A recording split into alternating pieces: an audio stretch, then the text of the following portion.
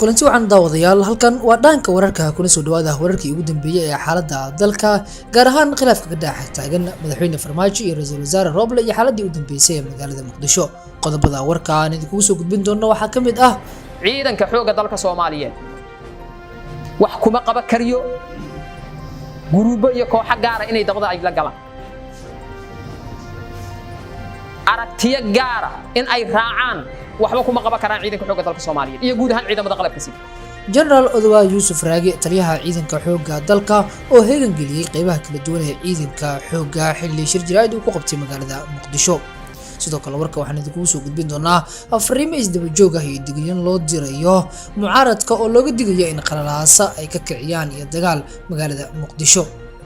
sidoo kale warka waxaad ku daawan doontaan qoyska Muqtaar Robo Abu Mansuur oo u xiran dowladda federaalka Soomaaliya waxa ay ka hadleen wax karun ah warqadii ka soo baxday hay'adda sirdoonka Soomaaliya ee ku aadneed in Muqtaar Robo la daryeelo caafimaadkiisana uu wanaagsan yahay laakiin ay cadeeyeen dambiga ay ku haystaan. sidoo kale warka waxaan idinku soo gudbin doonaa saacadii ugu dambeeyay ee maanta waxa Muqdisho soo gaaray madaxweynaha Puntland Saciid Cabdullaahi Dani. imaantiga Muqdisho ee Dani maxay ka bedeli kartaa xiisadda ka jirta Muqdisho iyo khilaafka Roble iyo Farmaajo sidaas u arkaan qaybaha kala duwan ee bulshada reer Muqdisho. qodobadaas ayaan warkaan idinku soo gudbin doonaa halkan waa dhaanka u diyaar garooba qodobadaas oo faahfaahsan.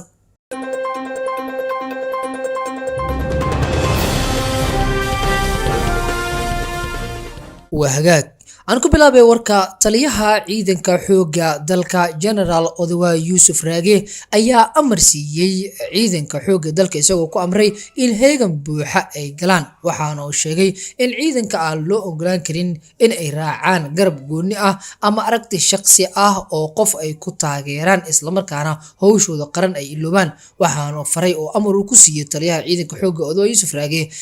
taliyaasha kale ee ciidanka iyo sidoo kale askartaba in aysan raacin dana shakhsi ah ama aysan sidoo kale ku milmin siyaasadda oo qaabbeeleed ama qaab qabiileed aysan u shaqeyn ciidanka ayna kaliya gutaan waajibaadka ay u dhaarteen. taliyaha ayaa xubin kasta oo ka mid ah ciidankii uu kula shiray oo kulanka uu kula qaatay wasaaradda gaashaandhigga Soomaaliya waxa uu sheegay in aan laga ogolaan karin in qof ciidan ah oo u dhaartay dalka inuu difaacayo in haddana uu gashto shaar qabiileed oo mar kale uu dagaal sokeeyo dalka geliyo. General Odawa Yusuf Raage ayaa waxa uu shir gudoomiyay kulan xasaasi ah oo looga hadlayay xaaladda taagan waqtigan ee la xiriirta dhanka amniga kulankaas oo ka dhacay wasaaradda gaashaandhigga xukuumadda Soomaaliya waxaana kulankaas shir gudoominayay Odawa Yusuf Raage halkaas uu kula hadlay saraakiil kala duwan. taliyaasha iyo saraakiisha uu la hadlay Odawa Yusuf Raage ee shirka fadhiya waxaa ka mid ah saraakiishii hogaaminaysa ciidankii badbaado qaran ee kal hore dib loogu celiyo furmihii ay ka soo baxeen waa bishii Abriil ee sanadkan aan ku jirno waxaana mar kale maalmahan soo cusboonaanaya warar sheegaya in mar kale badbaado qaran dib ay u soo laabanayaan waxaana shirka qayb ka ahaa saraakiishii hogaaminaysay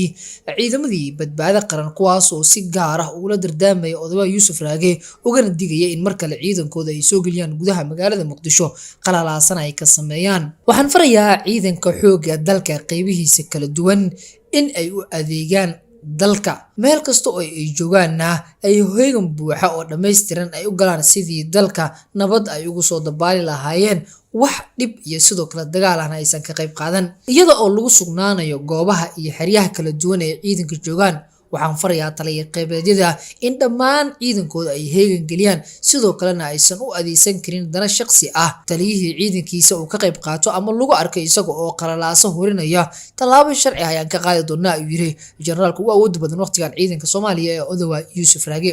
taliyaha oo sii hadlayay ayaa sidoo kale waxa uu saraakiisha faray inay ka fogaadaan wax kasta oo kala qaybin kara ciidanka gudihiisa ka digtoonaada in aad lumisaan kalsoonida buuxa ee bulshada ay idinku qabto taas waxa ay noo suurtagelinaysaa wixii aan ku dhaaranay inaan fulino ayuu yiri taliyaha ciidanka xoogga Soomaaliyeed General Odawa Yusuf Raage kaasoo ka soo horjeeda in marnaba qalalaasa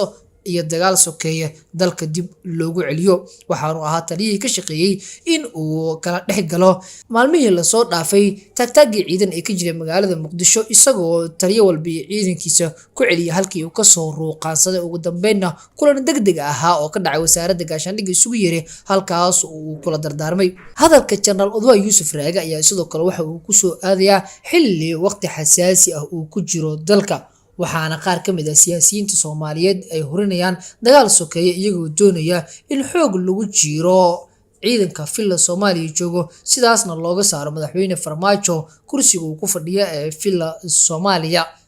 Laakiin arrintaas ayaa dad fara badan oo General Oduwa uu ku jiro waxay aaminsan yihiin inay tahay mid dhibaato dalka u sii horseedi karta, keliyana Farmaajo uu uga bixi karo Villa Soomaaliya in doorasho dalkan ay ka dhacdo. Hadalkan digniinta ah ee ka soo yeeray General Oduwa Yuusuf Raage ayaa waxa uu sidoo kale imaanayaa xilli maalmihii la soo dhaafay ciidanka badbaado qaran oo u badan militariga Soomaaliya ay inta badan gudaha u soo galeen magaalada Muqdisho, iyagoona qaarkood ku goodinayay in ay galayaan madaxtooyada, halkaasna ay kasoo qabanayaan madaxweyne Farmaajo. Waxa uuna ku celceliyay Oduwa inuu uga digayo saraakiisha ciidanka hogaaminaysa in ciidanka amar ay ku siiyaan in goobahooda iyo furmahooda dagaalka ay soo dhaafin, halkaasna ay kasii wadaan dagaalka ay kula jiraan Al-Shabaab. Dhanka kalena hadalkan ka soo yeeray Oduwa Yuusuf Raage waxaa aad u soo dhaweeyay madaxweynihii hore ee dalka Soomaaliya Sheekh Shariif Sheekh Axmed, kaas oo sheegay in hadal dhaxalgal ah uu yahay hadalka ka soo yeeray General Oduwa. Waxaan bogaadinayaa hadalka uu jeediyay General Oduwa Yuusuf Raage kaasoo ku aadan in ciidanka marnaba aysan ku milmin siyaasadda loona adeegsan dana gaara, ayuu yiri Shariif Sheekh Axmed, madaxweynihii hore ee dalka Soomaaliya. Sheekh Shariif ayaa sidoo kale Oduwa waxa uu ku taageeray qaabka uu ula hadlay taliyayaasha kala duwan ee ciidamada hogaamiya, kuwaas oo faray in ciidankooda heegan ay geliyaan, aysan ka qayb qaadanna qalaasaha ka dhalan kara siyaasiyiinta iska soo horjeeda ee siyaasadda isku haysta. Sheekh Shariif Sheekh Axmed ayaa ka mid ah siyaasiyiinta ugu degan ee waqtigan ku jira midowga musharaxiinta, waxa uuna Sheekh Shariif hore u sheegay mabdiciisa ku aadan inuu ka soo horjeedo in dalka dagaal sokeeye uu ka dhaco, mar kalena caasimadda Muqdisho lagu kala cararo. Waxa uuna sheegay in taas beddelkeeda uu door bidayo